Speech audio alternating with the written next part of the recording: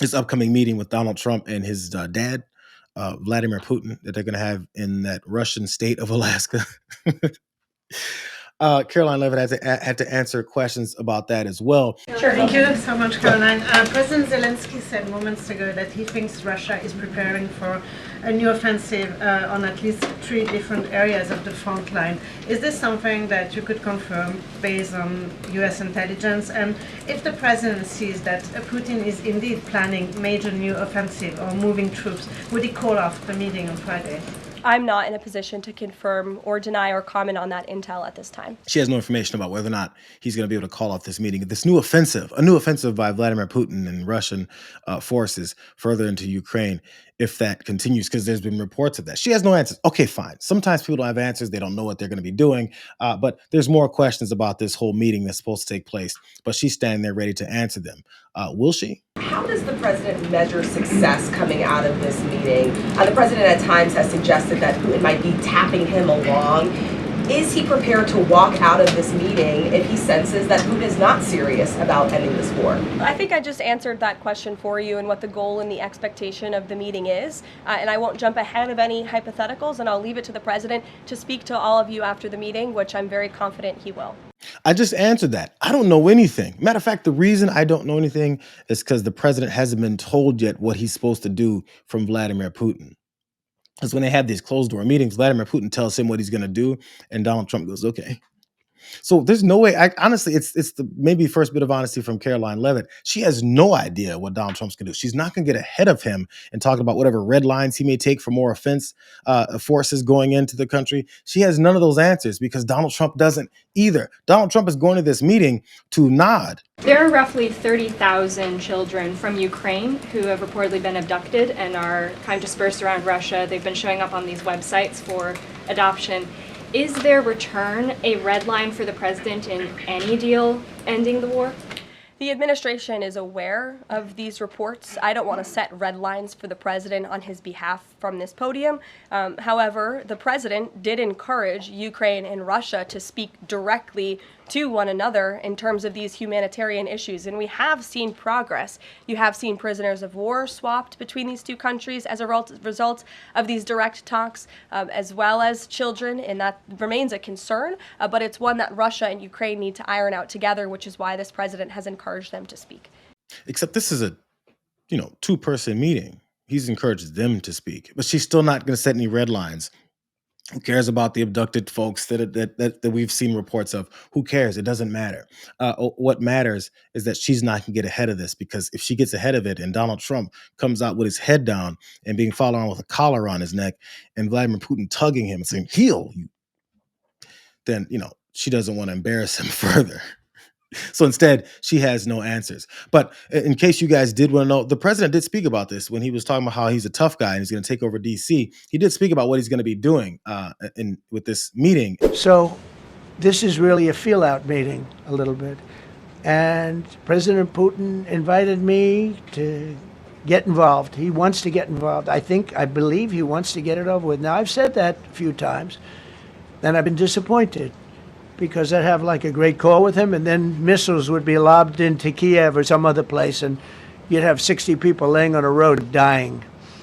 I said, that's cold, but it's a violent war. 5,000 to 7,000 people a week are dying. The money that's been spent and the death is incredible. It's the worst thing that's happened, by far the worst that's happened since World War II. So I'm going in to speak to Vladimir Putin. And I'm going to be telling him, you got to end this war. You got to end it. And he wasn't going to mess with me. What he's trying to feel out is what Vladimir Putin is going to tell him to do. But don't worry. Donald Trump's approach to this meeting with Vladimir Putin is to say, you're going to end this war. Because, he hasn't said that yet. He also didn't say that he was going to end it on the first 24 hours of being president. How many months is president? Oh, and he's not an absolute failure, and he knows how to negotiate with folks. And that Vladimir Putin is one of his best friends, and he's going to listen to him. But every time more people are murdered, he goes, "That's cold, bro." That's your only answer. I feel like he's letting us know how incompetent he is, and he has no idea what he's doing. That his answers so far have been, "Oh, Vladdy, that's so cold what you did, but I'm gonna go and feel you out a little bit more again." One thing that Vladimir Putin does want, because don't forget, during the campaign, Donald Trump, one of the things that people were frustrated and upset about him pitching for ending this war is that Ukraine has to give away whatever it is that Russia has taken in their invasion. The president has talked about land swaps between Russia and Ukraine. Vladimir Putin says he wants Russia to hold on to Russian-occupied territory in eastern Ukraine. Is the White House at all concerned about the messaging that potentially giving over or allowing for Russia to maintain its occupied territory in eastern Ukraine, what that might say to other U.S. adversaries like China?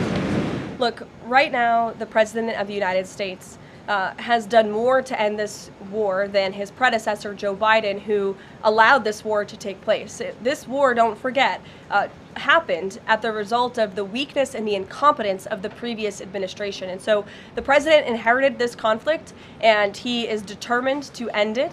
And it's a very complex and complicated situation. As for the details of the plans that have been kind of tossed back and forth, I won't get into those, and I will let the President of the United States discuss those plans with the President of Russia, with our European allies, and the President of Ukraine, Zelenskyy himself as well. The question was, what signal is that going to give after the president of the United States, when he was campaigning, said he wants to give as much land away or force Volodymyr Zelenskyy to give away as much land as possible, what was already invaded and taken? What signal does that give to other countries like China? That was the question. The answer was, this is Joe Biden's fault. This is Donald Trump's petulant tantrum because there's been way too much coverage about how weak he is. This morning, I believe, jumped on his Truth Social to complain and bitch and moan about. Very unfair media, baby, is at work on my meeting with Putin, constantly quoting fired losers and really dumb people like John Bolton, who just said that even though the meeting is on American soil, quote, Putin has already won. What's that all about? We're winning on everything. The fake news is working overtime. No tax on overtime. If I got Moscow and Leningrad, what? If I got Moscow and Leningrad free as part of the deal with Russia, the fake news would say that I made a bad deal, but now they've been caught. Look at all the real news that's coming out about their corruption. They're sick and dishonest people who probably hate our country, but it doesn't matter because we're winning on everything. MAGA. What a crying little baby. I'm the president of the United States, and people are critical about the bad job that I'm doing and how people are seeing how I'm getting played and used and lied. And then as every promise that I said I'm going to make is broken by myself, they're saying bad things about me. I think they hate the country. No, they hate you because you're destroying the country. But that's his response. Everybody's unfair to me.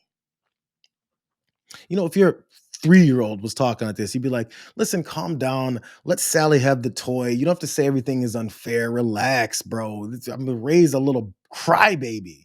But instead, we've got a president that's damn near 80 years old. He might be 80 by now. Who cares? He's an old baby crying because people criticize him. If you keep criticizing me, I'm going to fight you. I'm going to send military to fight you because he's a baby. God, what a weakling. By the way, the old man also has no idea that, I don't know why he brought up Leningrad.